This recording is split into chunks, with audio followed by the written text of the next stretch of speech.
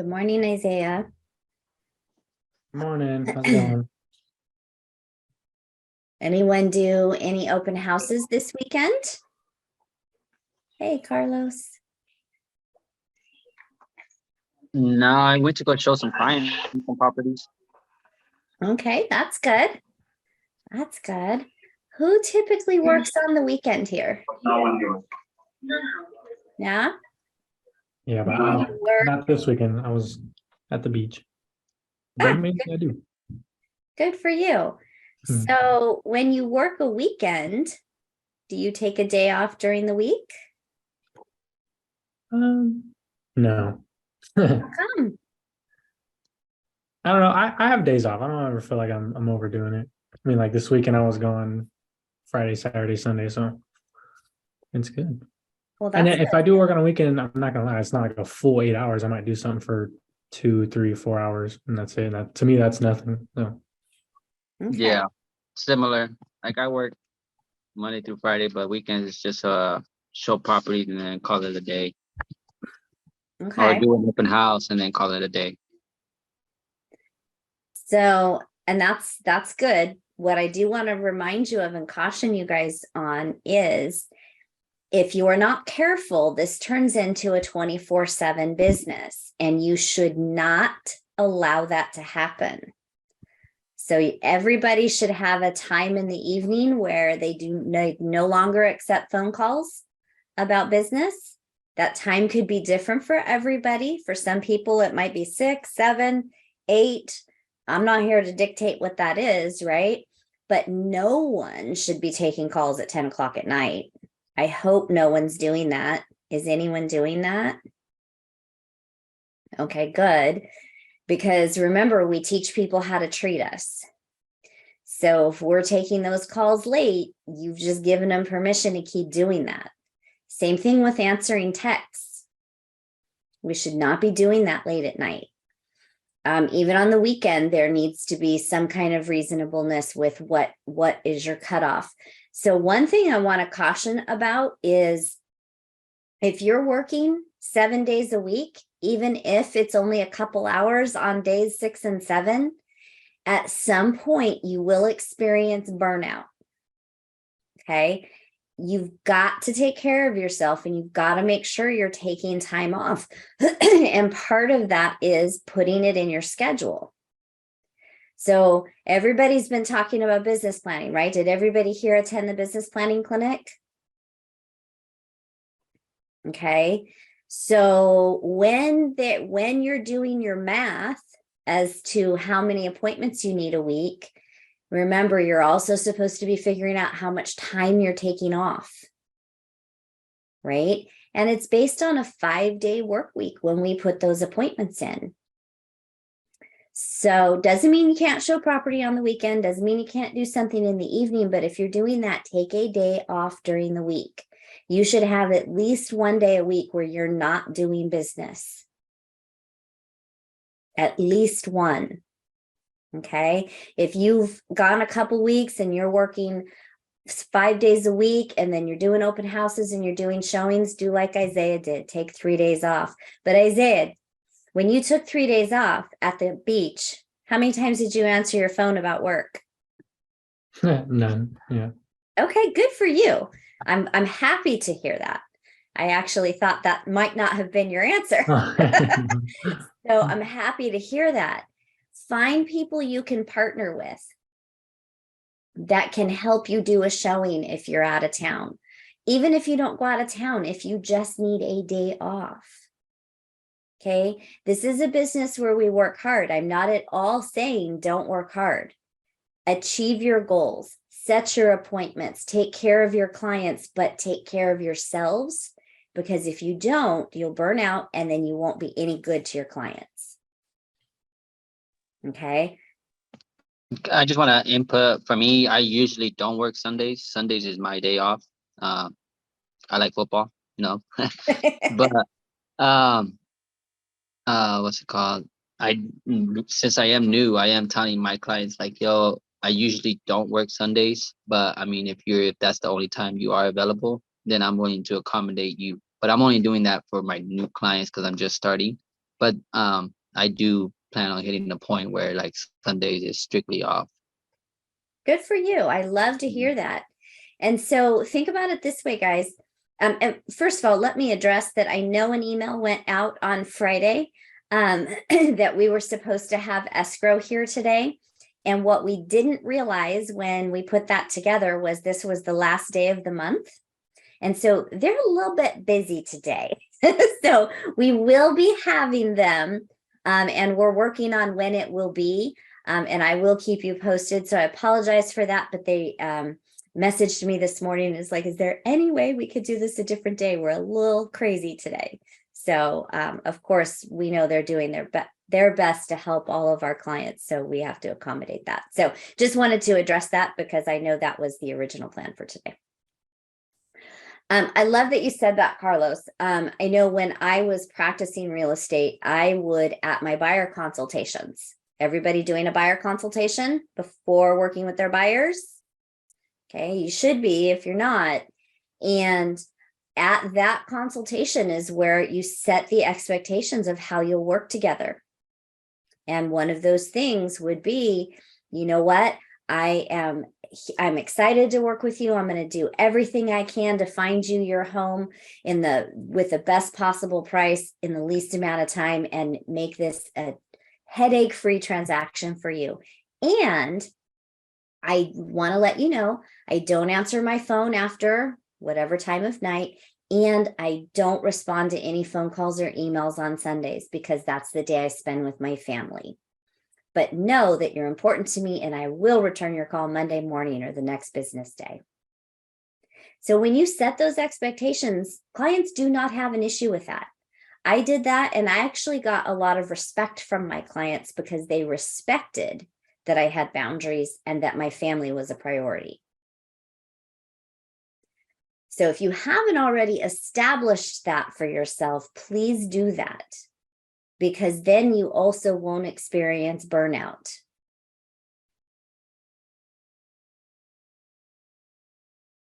Anybody have any other thoughts around that?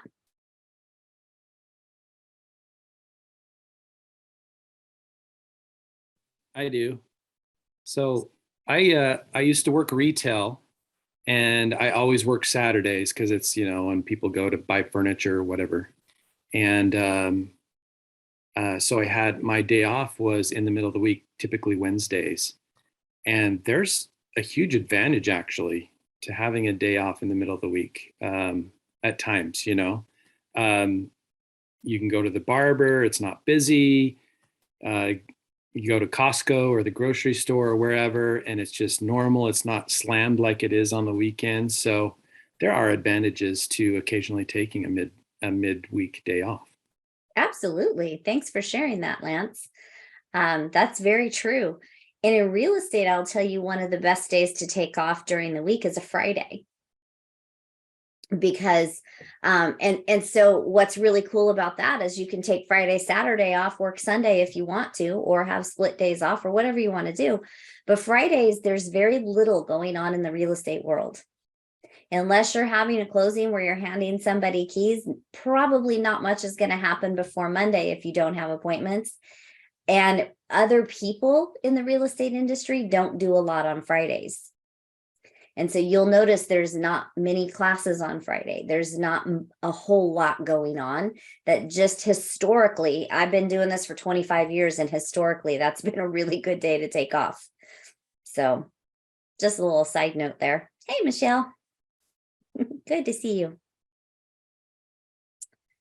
All right. So does anyone have anything they would like to mastermind around today?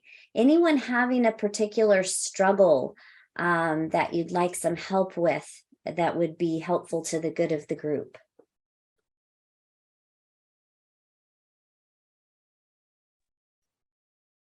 I don't know if anyone else has this issue, but my thing lately is it seems like everybody knows a realtor or everybody's trying to get their license, or it feels like there's not, in my particular area, not enough people for as many realtors as there are.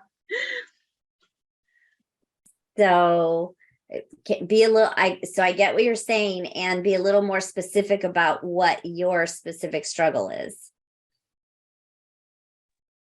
I guess just trying to look for those that don't already have somebody they would already use. Or it seems like if I do talk to somebody, oh, I'm studying to get my license right now, just I mean, that may not be with everybody. It's just my personal thing that happens to be going on right now. And I start thinking, okay, maybe I need to find a niche to do something that it doesn't feel like everybody is doing right now. I mean, that's just my personal feelings. I mean, but I go up and down with roller coaster. I mean, just right at this phase, that's kind of how I've been feeling. Okay. So couple things that, first of all, I want to open it up to the group if anybody has thoughts around that. And then I do have a couple thoughts that I will share. But does anyone else, have you been experiencing this? If you have, what have you done to overcome it? Any thoughts? I think everyone experiences it from time to time. What I choose to do in those situations is to collaborate, to have a real estate conversation. And a lot of times I find that I learn things from those realtors if they're a little more experienced, or we have other connections, and kind of helps me see, because I feel the same way. Like I feel like I need to find my niche in real estate, whether it's investing or being a buyer's agent or seller's agent, whatever the case is. But I think getting to know the experiences of others can help us define our own desires and the path that we want to go. What really interests us about real estate, because some of it is not for all of us. We'll eventually find that, but we have to kind of learn from others and our own experience until we kind of find that path that's right for us. I like that. So use it as an opportunity to collaborate. Anyone else? Well, I feel like not getting discouraged from it too. I feel like a lot of people, there's a lot of talk and everyone likes to share that they know someone that also, and then like if you follow up about it, oftentimes it's, oh yeah, well, they thought about it and they started, but they quit because other things happened. Like oftentimes I feel like it ends up not being, I don't know, people just like to share the people, like stories about people they know. So I feel like not getting discouraged from it, because probably, of the, like if you hear that from 10 people, probably only 3 are really serious about it. And the rest, might have had their license for a long time, but never actually hung it with a brokerage or stuff like that. So I wonder, yeah, if that there's some bias in the numbers. I love that you said that, Valerie, not getting discouraged, because that can turn into a limiting belief, right? And we talk about limiting beliefs all the time. And if people are telling you that I already have a realtor, or I'm already working with somebody, what they might be saying is, I'm not really interested right now or want to talk about this. So it's a way to get you off the phone, or it's a way to stop a conversation. It may not actually even be true. And we talk about this a lot with open houses. People come in and say, oh yeah, I have a realtor. And so my question is, oh great, who is it? Because if they have to hem and haw and have to think too hard, guess what? They don't have one. They're just saying that to, it's kind of like when, Lance, you brought up furniture. It's like, I don't know if anybody's like me, but if I go into a furniture store and you get swooped on, right? And so my thing is, great, I let him introduce myself. I'll give my name. May I have your card? If I have any questions, I promise I'll find you, but leave me alone. I don't say the leave me alone part, but it's implied, right? And just let me look. Don't follow me around like a puppy dog. And so that's what people are afraid of, particularly when they go into open houses. They don't realize we don't follow them around, number one. And yet they're afraid of that. And so ask them, oh, that's great. Who are you working with? And pay attention to how they answer. Now, in the moment, respect the fact that they don't want to continue the conversation. And write in your notes in command, they said they had a realtor, but I wasn't convinced. So follow up in 3 months like nothing happened. I don't even get that far. Once I hear that, I go the other direction. So I don't know. I guess I need to be more pushy isn't the right word, but I don't know. Come from curiosity. Remember, always come from curiosity when we're talking with people. So Michelle, I'm going to challenge you. The next time somebody says that to you, I want you to say, oh, that's great. Who is it that you're working with? And if you know them, great. Say something nice about them. Even if you can't think of anything nice, say something nice, right? And if you don't know them, oh, I'm not sure who that is, but I'm sure they're very helpful. That's great. Put it in your notes and follow up with them anyway. Because here's the thing, guys. How many, do you guys remember the statistics? And some of you might not have learned this yet, and that's okay. But what are the statistics about what percentage of people say they would use their realtor again? Like 83%, isn't it? Yeah, it's right up there. How many actually do? Like 6. A little higher, but not much. It's probably 13, 14% actually do. Why? They weren't new. They had no follow-up. Sorry. Yeah, exactly. No follow-up. So Michelle, half the time they're telling you, or more than half the time they're telling you they have an agent, it's because they don't want to have the conversation right now, or just don't know how to get out of the conversation, or don't want to hurt your feelings, or don't want to say no, right? So follow up in 3 months like you would anyone else in your SOI. Because guess what? The agent they supposedly are working with, if they really are, likely isn't doing that.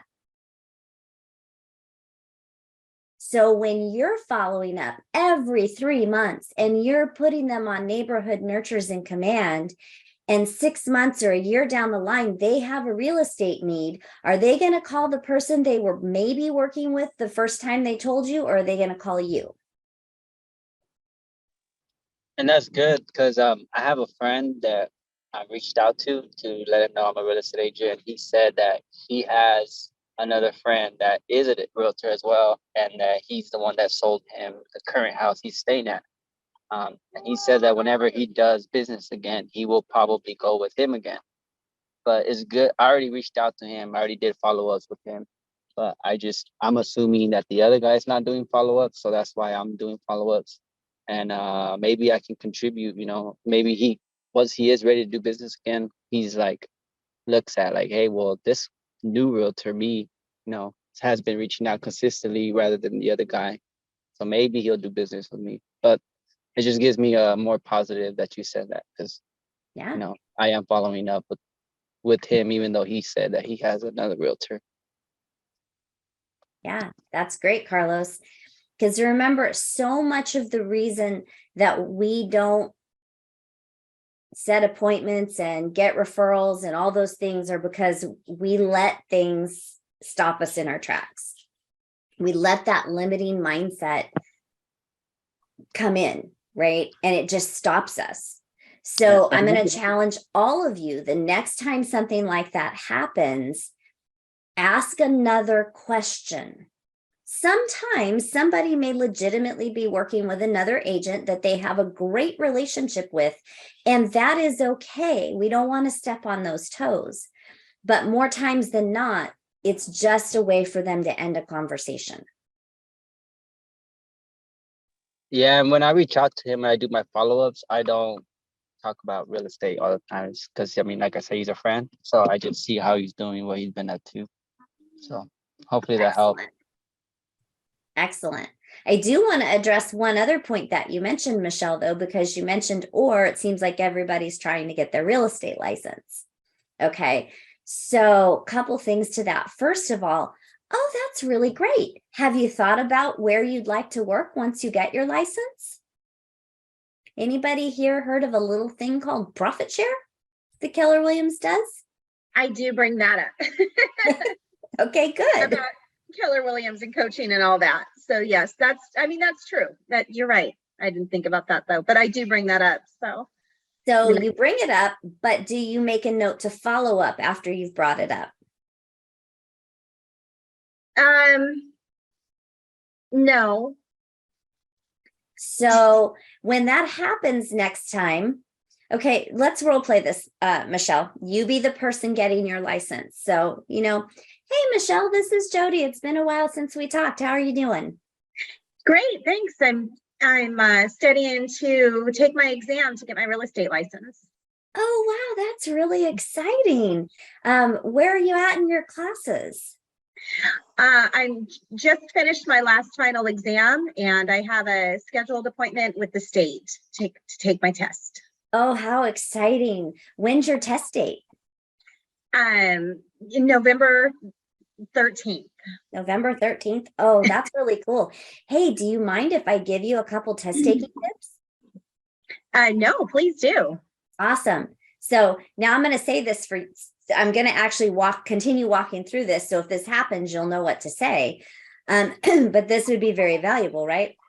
Michelle, in my experience, the absolute best way you can prepare for that test is to just taking those practice tests over and over and over and over again. That is the single best way you can study. And another little hint is when you actually go to take the test, make sure that you read every question in its entirety. Don't skim it.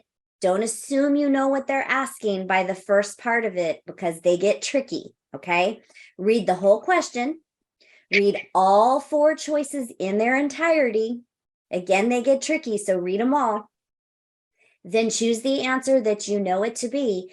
And if you really are struggling with one and you're not sure, please don't guess. Skip it, because the test system will keep track.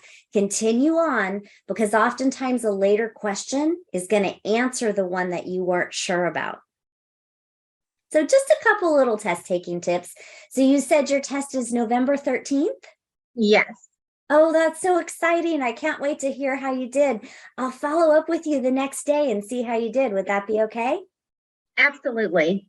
Awesome. Hey, have you given any thought to who you might want to go to work with after you take your test?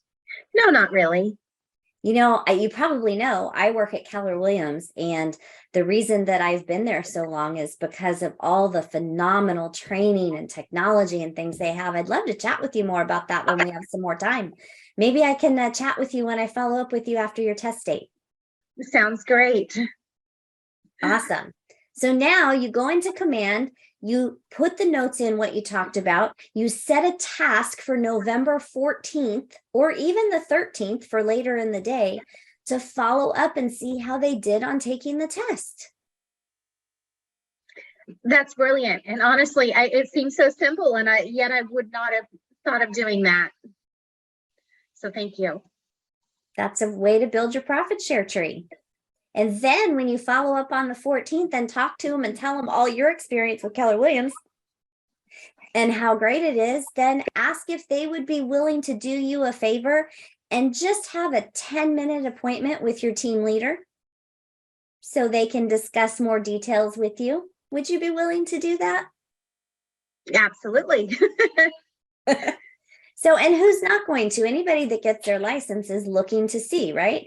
And for your information, twice a month, I do a career event for those that are looking to get their license. And I do have a lot of people come that already have their license or have their test date. And so you can always reach out to me to see when our next one is.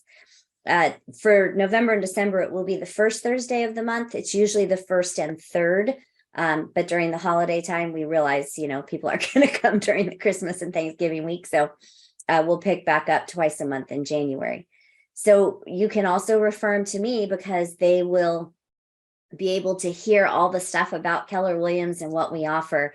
And then, of course, anything that's referred to us, we're always putting your name back in front of them because we want, if it's your referral, we want them to put you as their sponsor.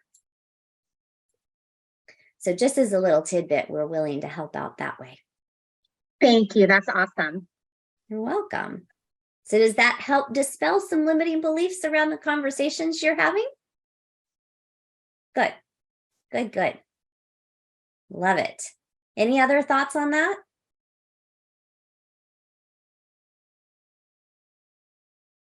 Who else is struggling with a limiting belief of some kind that you're willing to share to benefit everyone?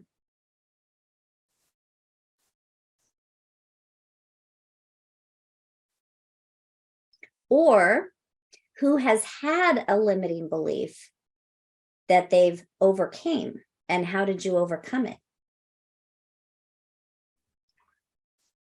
I'll go back to your first question. I think I know the answers, but I still caught myself in it today. And I'm in it right now I have a friend who's a business guy, and he just texted me last night saying, hey, I'm going to sell my house. I've got 3 realtor friends, I'm looking for the one with the lowest commission. So hit me up, like if you're interested. So I, of course, tell him, all right, well, I gave him the whole rundown of it's, attracting the best sellers that have the best buy or best buying agents to have the best buyers. And if they see a 2%, like if I do it for 4, I split that with the other guy, they get 2, and they're gonna want to sell the house down the street where they can get 2.5% commission or 3% commission. And so yeah, he's a business guy, and I think he thinks, I don't know, he's trying to be smarter than me or something. He's just trying to act all cool. Like,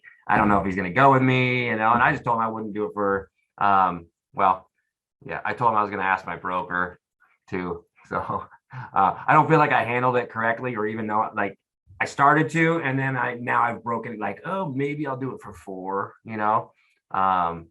just because we're all new and we all need the sales, and like, to have the promotion of the sale, and like, of course the money's cool, but also be able to do all the stuff around a sale that is great for our business. So anyway, that was long.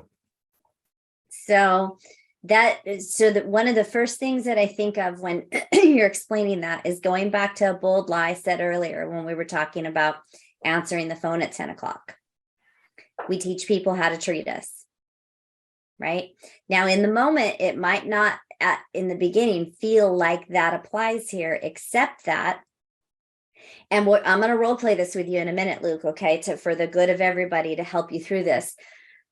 But what happens if you take a listing, and when I say you, I mean all of you, what happens if you take a listing way less than you should, just because you want the business and you got to get some business going, and that person starts referring you to everybody and says, wow, they'll do it for this much. They'll do it cheap. They'll reduce their commission. Now you've become the guy that is the discount person that you can't get out of because everybody thinks you're going to do it for cheap. So when you do it once, it's really hard not to do it again, is the key there. Sometimes there's a valid reason we will do something for a lower commission. But that it needs to be because we're coming from contribution and literally maybe there's not money in the deal, right? And they need out of their home. It should be a rarity and an almost never. Okay. Yeah, mine is selfish just because I know he's a big mouth around town and he'll promote you, but he'll also not, Yeah, but is that the promotion you want? I don't know. Do you want to always be doing listings at 4%? Well, I don't think I will, but it's. But you did it for him. How come you won't do it for me? Times have changed. Okay, so let's role play this. Okay.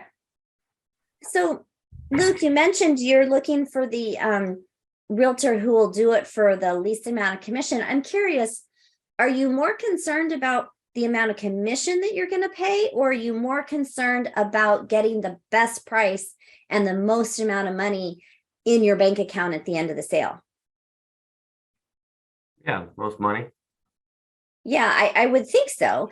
And so, Luke, I am a full service realtor, meaning that I am going to do everything in my power to get you the best price in the shortest amount of time with the least amount of hassle. And so therefore, I don't reduce commissions. And I would be nervous about an agent who is so willing to give up their commission.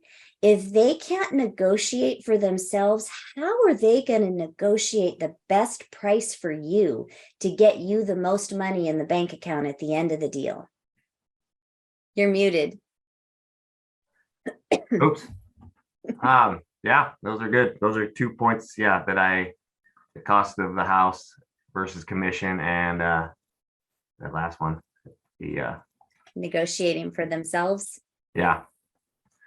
So the key there is when somebody does bring up an objection like that, and that's common, you're going to hear that a lot.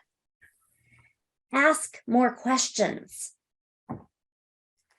and make the questions intentional, right?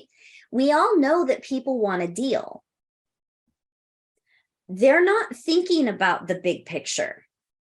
They're not thinking about, because they could go with Realtor B, who will do it for 4% and end up, let's just say it's a $500,000 house. They listed at 500,000 and Realtor B will reduce their commission to 4%, and they end up selling it for 495. But Realtor A stands firm on their commission because they're confident in their negotiating skills, and they end up selling it for 525. What's the better deal? So it's not about the price we pay. My husband used to always tease me because I would say, well, I got it on sale. And he'd be like, yeah, but you're going to sail us into the poorhouse. We'd have saved more money if you just didn't buy it. But it was on sale. Right? So people want a deal. People want to negotiate. In a sense, you're negotiating with them when you're using the tactics to help them understand why they should use you at full price. It's just a matter of being confident enough. And these are things that you guys should be practicing these things. So when you're in daily kickstart and you're practicing conversations, are you practicing commission objections? That's one of the biggest objection handlers you guys should be practicing, because it's the most common one you're going to get. And depending on the market that we're in, there's only 5 or 7 different ones that you're going to use. So if you know them all and you know who you're talking to, you'll never worry about getting a commission objection again. And let's just say that your Mr. Businessman goes with Realtor B, who's going to reduce their commission. You likely dodged a bullet, because those will be the most difficult people to work with ever. Yeah, I haven't done one before, but yeah, I was contemplating it. So there you go, everybody. Don't do it. I won't do it either. Well, I'm glad you brought that up, because it's something that a lot of people are going to be challenged with and are being challenged with. Keep in mind, guys, we are full service realtors.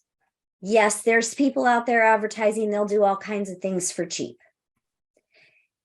You guys pay for E&O insurance. Do you guys know that if somebody brings a claim against you for whatever reason, now mind you, I'm not trying to scare you. This is very, very rare. Okay. However, every transaction you do has a little bit of legal risk in it, right? If somebody brings something against you and you have to use your E&O insurance, even if you win because you did nothing wrong, it's still going to cost you at least $5,000 because of deductibles. Now, I don't know what it is in every market center. I do know in Tulare County, it's $5,000 to be right. So if you're reducing your commission, are you making enough to even pay your deductible? So that's something to keep in mind. And here's another thing while we're on this subject is I will also often hear, well, okay, but if you bring the buyer, you'll reduce your commission, right? Anybody willing to do that? Good thing I'm not seeing any hands. So you're talking about like dual agency? Mm-hmm. Okay. So, I'm in a contract that has that in the contract, okay. but I've been in it since before I came to Keller Williams. Okay, there you go. So here's the thing, guys. If you represent both sides, now you're opened up to two sides of legal ramifications. Okay. Again, not trying to scare you, and you need to understand what's at stake. If you represent both sides, do you have less work to do? That you're willing to take less money? Now you have twice as much work to do. And you have to be so much more careful because you have to be a fiduciary to both sides. Don't ever reduce your commission because you've brought the buyer to a listing. Any thoughts, comments around any of that? Yeah, I've got a question about that.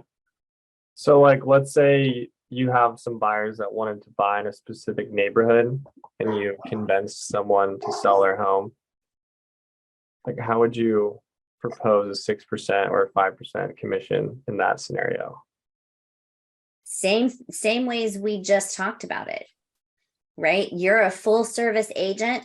I'm actually, if somebody says, oh, well, if you already have the buyer and you're not going to do all this marketing and such, why should I have to pay you a full commission?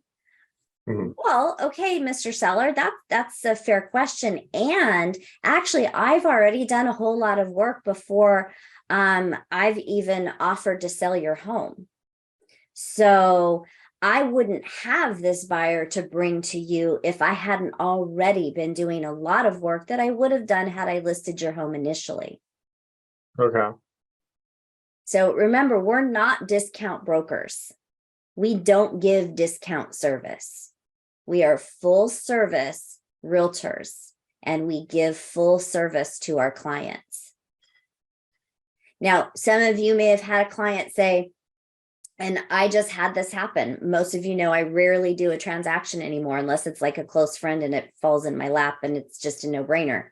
I recently had this happen, and 6% commission. It's a good friend of mine, 6% commission, had it in escrow in less than a week, had it closed in like 37 days with solar to boot. And they never questioned why I still got a full commission. But some sellers will say, oh, well, you sold it so fast, you didn't actually have to do all of that stuff. Won't you discount your commission? Well, wait a minute. Wasn't our deal for me to find you a buyer at the best price in the shortest amount of time? And I think I did that. So therefore, no, I won't reduce my commission.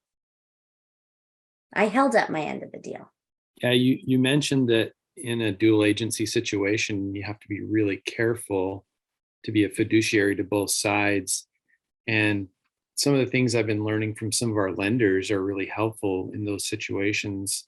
I've never been in one yet, but just imagine, a buyer that, wants to get the best price, and they're thinking we're going to go in, we're going to offer less because houses are sitting on the market now and that kind of thing. They feel like they're in the driver's seat. But you could say, well, yeah, you could make it a win-win for the seller and the buyer by saying, hey, it would save you much more on your monthly payment if you went in with an offer that to have them buy down your rate. You'll save so much more on your monthly payment, and they're more likely to accept that offer. And by so doing, you're also looking for the interests of the sellers as well. Mhm. So there are ways that you can kind of talk with lenders and get their help on finding strategies and ways to make it a win-win for both parties. Absolutely. And really the only difference when you're representing both sides and having to be a fiduciary, there's only one real difference. Because the key is you're getting the highest price in the least amount of time for your seller, and you're getting the best price for your buyer, right? And how do you do that? You do that by never tipping the other's hand. So this is one time, we always say, well, if you have the buyer, talk to the list agent, find out what's important to the seller, see what other offers that they have. Okay, this is the one place where you can't tip the hand. And you still have to be saying the same things that you'd say to any other buyer. For instance, okay, the house is listed at this price. What price are you comfortable offering? A lot of times too, I hear a lot of agents, and this is a really important point, guys, so pay attention here. I hear a lot of agents asking us as coaches, what should I do? What should I offer? What should I ask for in repairs? I hear this all the time. First of all, you aren't offering anything. You aren't asking for the repairs or whatever else it is in the transaction. It is up to your client. So you have to know, what does your client want? Doesn't matter what you think you should do or what you think they should do. Doesn't matter what you would do. You might have a buyer who's willing to pay through the nose for a house because they've eyed it since they were a kid, and they've just always wanted this house, and they'll pay through the nose. And you look at it and go, oh my gosh, I wouldn't pay $100,000 under asking price. This is a horrible deal. Remember that bold law, keep your emotions between the lines? What we would or wouldn't do has no bearing. What we do is we explain the consequences. We explain what needs to happen, what they shouldn't do, or can or couldn't do, right? Not should and shouldn't. And they make the choices about what they want to offer or what they want to ask for. And in that, part of when talking to buyers, it's like, okay, Mr. and Mrs. Buyer, what would you be comfortable paying and offering such that if it got declined, you'd be okay? Or if it got accepted, you'd be okay paying that price. And what'll happen is all the time they'll say, well, should I offer asking price? Are we where I can offer less than asking price now? Well, let me ask you, if you offer asking price and somebody else comes in and offers $5,000 more and you don't get the house, would you be upset? Well, yeah, I'd be upset if it was just 5,000. Okay, so do you want to offer 5,000 more? Well, I don't know. Do you think I should? Well, it's up to you. Let me ask you again. If you offer 5,000 over asking price and they get another offer that's 5,000 above that, so 10,000 over asking price, would you be upset? Or would you be okay if you don't get the house? No, I'd be upset. I'd pay 10,000 over. Okay, so we're going to write it for 10,000 over. Well, do you think I should? You see where this is going, right? You keep doing that until the buyer finally says, nope, 20,000 over asking is it. If somebody else comes in and offers more, I'm good. I'm not paying any more than that. Now you know where to write the offer. You led the buyer to what they were comfortable with. Same thing if they want to offer less. So make no mistake, guys, we are still in a seller's market. Have we shifted? Yes. We've shifted from 20 and 30 and 40 offers up to 50 and $100,000 over asking price to 1, 2, 3, 5 offers, asking price to a little above. Maybe where sellers making a couple concessions. They're paying for a home warranty now. We're still in a strong seller's market. There's still far more buyers than there are sellers, okay? So it doesn't mean that prices are going to come plummeting down. It doesn't mean that buyers now have all the control. Yet there's a little bit more because there's not as much competition with offers. Okay, but we're still not in a place where, oh, it's been on the market for 2 weeks. Do you think I should offer 10,000 less? It's only been on the market 2 weeks. 6 months ago, that might have told us something. Right now, that doesn't tell us anything. If it's been on the market 2 months, maybe. But that's where we have conversations with sellers' agents and find out what sellers need. So if a buyer wants to offer less than asking price because they think the market shifted that far, it has not yet, by the way. And sometimes buyers are able to do this because of price reductions. And let me ask you, does that mean prices are coming down? No, it means that sellers can no longer push the market. So they're coming down to where the market actually is rather than pricing above the market. It doesn't mean prices are coming down. That's not what price reductions mean right now. Okay. And so be clear about that and make sure your buyers are clear about that. So you're going to have the same conversation if they ask you if they should offer less. Well, let me ask you, Mr. Buyer, if you offer 10,000 less and somebody comes in and offers asking price, are you going to be upset? And if the answer is yes, and you get the picture, we already went through that exercise, right?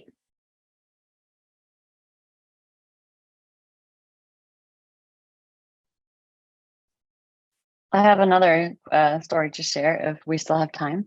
Okay. But it's unrelated. If you wanted to finish your thought on that, I just saw the time. Okay.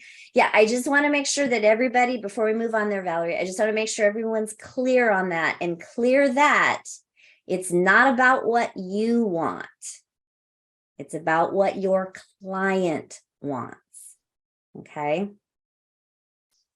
Okay. What do you have, Valerie? There's a property that came up late last week, and I had a couple of people very interested in it. And one of the people, of the buyers that were interested in it, weren't actually in the market for a property in California. They invest out of state, and they're actually friends, like personal friends of my husband and I. But they saw that coming up, and they kind of went down this rabbit hole of imagining that to go through. And I definitely probably pushed some boundaries of, my own time as well, like taking a call at 8:30 and offering a lot of expertise because I'm very familiar with the rehab process for fixer uppers here in coastal California. And then they on Saturday decided that they didn't want to move forward, and they weren't gonna submit an offer.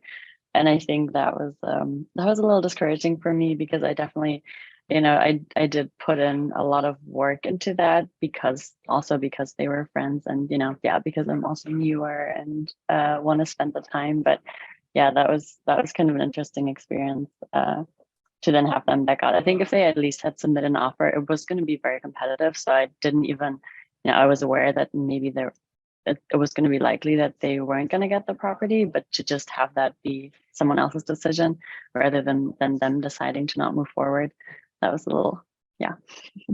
Yeah, it can be disheartening.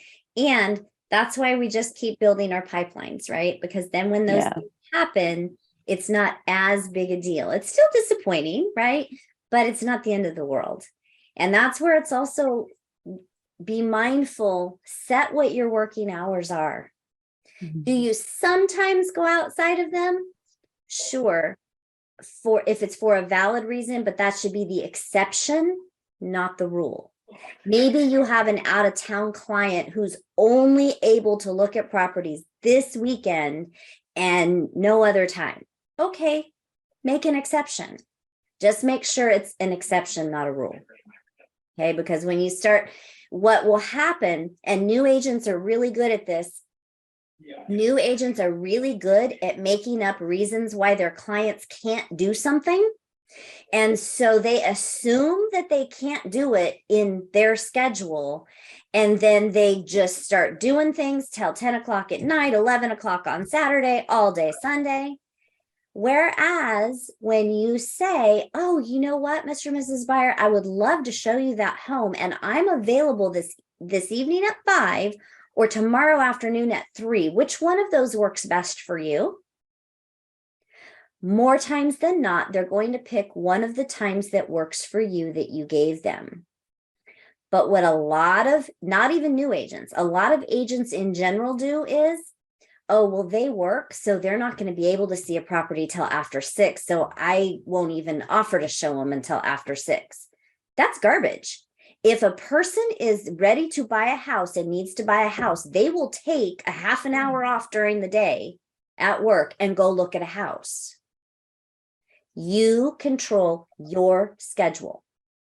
Do not let your clients control your schedule, because remember, BOLD stands for business opportunities for a life by design. So be a bold agent, design your life, and only do things outside of that when it's a genuine exception. Because otherwise you'll live in utter chaos. You'll feel like you never have time off, and you'll get burned out.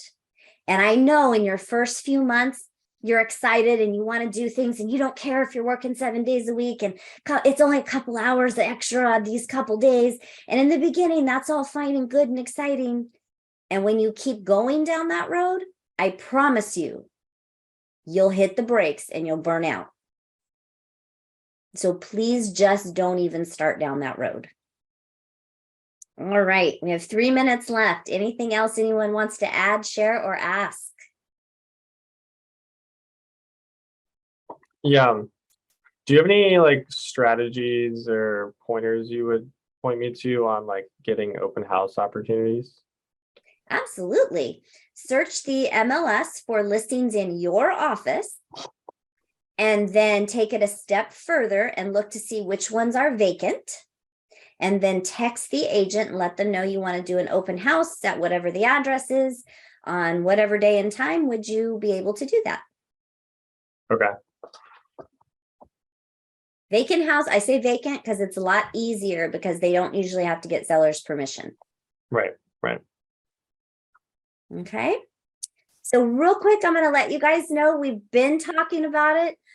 This week, we will be going live with our new video training series. And we've got a couple little things we're working on to be able to hit go on it. We're going to have a lot of it already up, and we're going to be adding to it as we go before you get to it. So unless you're watching it 24 hours a day. And so look for information on that. It will go live at some point this week. My husband's actually in the other room working on it right now. We've been working fast and furious to get this going for you guys. And we're excited about it. And we'd love any feedback from it. Our first go around is going to be the Ignite videos, plus our own productivity coaching videos with contracts and some like shadow type videos for listing appointment, buyer consultation, open houses, as well as ending with business planning clinic, a shortened version of it. The next round, after we get it all up, we're going to shorten the videos into smaller sections for people that aren't as inclined to watch a longer video. So Feedback is welcome. Look for that this week, and we're excited to bring that to you guys. All right, everybody have a great day.